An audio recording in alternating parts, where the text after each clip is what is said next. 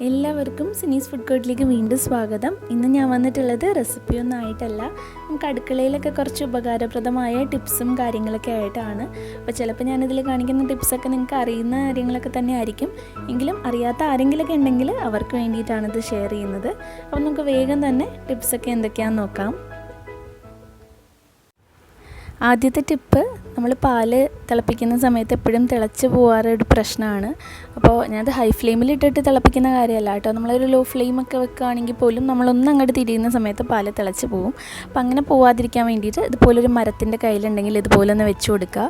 അങ്ങനെയാണെങ്കിൽ പാല് തിളച്ച് വന്നിട്ട് അത് അങ്ങനെ തന്നെ അവിടെ തന്നെ നിൽക്കും, പുറത്തേക്ക് പോകാനുള്ള ആ ഒരു സാധ്യത കുറവാണ് ഇങ്ങനെ നമ്മൾ ചെയ്യുകയാണെങ്കിൽ. അപ്പോൾ ഇതെല്ലാവരും ഇനി ഒന്ന് ട്രൈ ചെയ്ത് നോക്കൂ കേട്ടോ. രണ്ടാമത്തെ ടിപ്പ്, നമ്മൾ പരിപ്പൊക്കെ വേവിക്കുന്ന സമയത്തുള്ള കാര്യമാണ്. പരിപ്പോ പയറോ എന്ത് വേവിക്കുന്ന സമയത്തും നമ്മളതിൽ കുറച്ച് എണ്ണ ഒഴിച്ച് കൊടുക്കുകയാണെങ്കിൽ പരിപ്പൊക്കെ പെട്ടെന്ന് വെന്ത് കിട്ടും. അതുമാത്രമല്ല കുറച്ചുകൂടി ടേസ്റ്റാണ് അങ്ങനെ വേവിക്കുകയാണെങ്കിൽ. പിന്നെ ഉള്ളൊരു കാര്യം, നമ്മൾ പരിപ്പൊക്കെ ഇതുപോലെ വേവിക്കുന്ന സമയത്ത് വിസിൽ വരുന്ന സമയത്ത് പുറത്തേക്കെല്ലാം തെറിച്ച് പോകാനുള്ള ചാൻസ് ഉണ്ട്. അപ്പോൾ ആകെ വൃത്തികേടാവും അങ്ങനെ തെറിച്ചിട്ട്. അങ്ങനെ ആവാതിരിക്കാൻ വേണ്ടിയിട്ട് പരിപ്പൊക്കെ വേവിക്കുമ്പോൾ ഇതുപോലെ കുക്കറിൻ്റെ ഉൾവശത്തായിട്ട് എണ്ണ പുരട്ടി കൊടുക്കുക. ഏതെങ്കിലും എണ്ണ മതി. എണ്ണ ഒന്ന് ഇതുപോലെ എല്ലാ സൈഡിലും നടുക്കൊക്കെ നന്നായിട്ടൊന്ന് പുരട്ടി കൊടുത്തിട്ട് നമ്മൾ കുക്കർ അടച്ച് വെച്ച് വേവിക്കുകയാണെങ്കിൽ വിസിൽ വരുന്ന സമയത്ത് ഒട്ടും തന്നെ പുറത്തേക്കൊന്നും തെറിക്കാതെ നമുക്ക് കിട്ടും.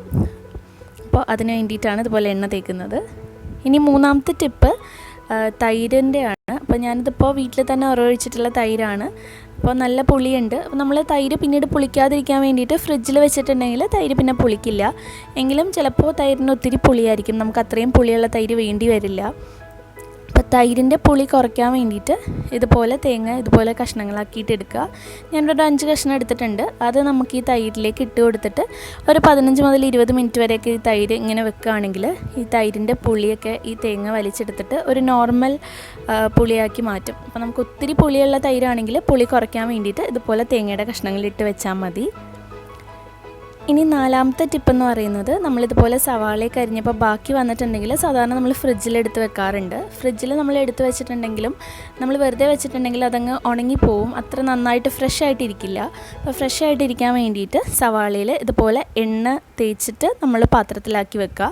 അപ്പോൾ സാധാരണ നമ്മൾ പാത്രത്തിലാക്കി വെക്കുന്നതിനേക്കാളും നല്ല ഫ്രഷ് ആയിട്ട് ഇരിക്കും ഇതുപോലെ എണ്ണ തേച്ചിട്ട് പാത്രത്തിലാക്കി വെക്കുകയാണെങ്കിൽ. പിന്നെ കഴിയുന്നത് സവാള പെട്ടെന്ന് തന്നെ എടുക്കുന്നതാണ് നല്ലത്, എങ്കിലും ബാക്കി വന്നിട്ടുണ്ടെങ്കിൽ നല്ല ഫ്രഷ് ആയിട്ടിരിക്കും വേണ്ടിയിട്ട് ഇതുപോലെ എണ്ണ തേച്ചിട്ട് പാത്രത്തിലാക്കി അടച്ചു വെക്കുക. പിന്നെ പാത്രത്തിലാക്കി അടച്ചു വെക്കാൻ തന്നെ ശ്രദ്ധിക്കുക, ഫ്രിഡ്ജിൽ വെക്കുന്ന സമയത്ത്, അല്ലാതെ ഒരിക്കലും വെക്കരുത്. അപ്പോൾ ഇതുപോലെ എണ്ണ പുരട്ടിയിട്ട് പാത്രത്തിലാക്കി അടച്ചു വെക്കുകയാണെങ്കിൽ നല്ല ഫ്രഷ് ആയിട്ടിരിക്കും. അടുത്ത ടിപ്പെന്ന് പറയുന്നത്, നെയ്യൊക്കെ നമ്മൾ സാധാരണ ഫ്രിഡ്ജിൽ വെക്കാറുണ്ട്. അപ്പോൾ എന്തെങ്കിലും ആവശ്യം വരുമ്പോൾ പെട്ടെന്ന് ഫ്രിഡ്ജിൽ നിന്ന് എടുക്കുമ്പോഴായിരിക്കും ഇതുപോലെ നല്ല കട്ടയായിട്ടായിരിക്കും ഉണ്ടാവുക. അപ്പോൾ നമുക്ക് എടുക്കാൻ നല്ല ബുദ്ധിമുട്ടാണ്. അപ്പോൾ കുറച്ച് നെയ്യുടെയൊക്കെ ആവശ്യമാണെങ്കിൽ നമുക്ക് എടുക്കാൻ വേണ്ടിയിട്ട് ഒരു സ്പൂൺ എടുത്തിട്ട് ചെറുതായിട്ടൊന്ന് ചൂടാക്കിയിട്ട് എടുക്കുക. എന്നിട്ട് നമ്മൾ ഇതുപോലെ എടുക്കുകയാണെങ്കിൽ നമുക്ക് പെട്ടെന്ന് ഇത്തിരി നെയ്യൊക്കെ ഇതുപോലെ നല്ല സുഖമായിട്ട് എടുക്കാൻ പറ്റും. കണ്ടില്ലേ, ആ സ്പൂണിൻ്റെ ആ ചൂട് കൊണ്ട് നെയ്യൊക്കെ നന്നായിട്ട് ഇതുപോലെ ഉരുകി കിട്ടും. അപ്പോൾ കുറച്ച് നെയ്യൊക്കെ എടുക്കുകയാണെങ്കിൽ ഇതുപോലെ ചെയ്താൽ മതി. പിന്നെ ഫുള്ളായിട്ട് എടുക്കണമെങ്കിൽ നമുക്ക് വെള്ളത്തിലൊക്കെ ഇറക്കി വെച്ചിട്ട് എടുക്കാം. പക്ഷെ കുറച്ച് നെയ്ക്കാണെങ്കിൽ ഇതുപോലെ നമുക്ക് എളുപ്പത്തിൽ എടുക്കാനായിട്ട് പറ്റും. ഇനി ആറാമത്തെ ടിപ്പെന്ന് പറയുന്നത്, ഇതിപ്പോൾ ദോശയുടെയും ഇഡ്ഡലിയുടെയും മാവ് അരച്ച് വെച്ചിട്ടുള്ളതാണ്. അപ്പോൾ ഇങ്ങനെ നിങ്ങൾ മാവ് അരയ്ക്കുന്ന സമയത്ത് അടുത്ത ദിവസങ്ങളിൽ അപ്പോ അല്ലെങ്കിൽ വട്ടയപ്പോ ഒക്കെ ഉണ്ടാക്കുന്നുണ്ടെങ്കിൽ അതിലേക്ക് നമുക്ക് ഈ മാവ് ചേർത്ത് കൊടുക്കാവുന്നതാണ് ഈസ്റ്റിന് പകരമായിട്ട്. അപ്പോൾ ഇതുപോലെ ഇഡ്ഡലിയുടെയൊക്കെ മാവ് അരയ്ക്കുന്ന സമയത്ത് ഒരു 2 കയ്യിലൊക്കെ മാവ് ഒന്ന് മാറ്റി വെക്കാം. അപ്പോൾ ഇതുപോലെ ഒരു പാത്രത്തിലാക്കി 2 കയ്യിൽ മാവ് ഇതുപോലെ നമ്മളൊന്ന് അടച്ച് ഫ്രിഡ്ജിൽ വെക്കുകയാണെങ്കിൽ ഇത് പുളിച്ച മാവായതുകൊണ്ട് നമുക്ക് ഈസ്റ്റിന് പകരമായിട്ട് ഈ മാവ് ചേർത്ത് കൊടുക്കാവുന്നതാണ്. അപ്പത്തിൻ്റെ അല്ലെങ്കിൽ വട്ടയപ്പത്തിൻ്റെ മാവൊക്കെ നന്നായിട്ട് പൊങ്ങിക്കിട്ടും. വേറെ ഈസ്റ്റോ കാര്യങ്ങളോ ബേക്കിംഗ് സോഡയോ ഒന്നും ചേർക്കേണ്ട ആവശ്യമില്ല, ഈ ഒരു മാവ് ചേർത്താൽ മാത്രം മതി. അപ്പോൾ ഇതുപോലെ ഒന്ന് മാറ്റി ഫ്രിഡ്ജിൽ വെച്ചിരുന്നാൽ മതി ഈ മാവ്.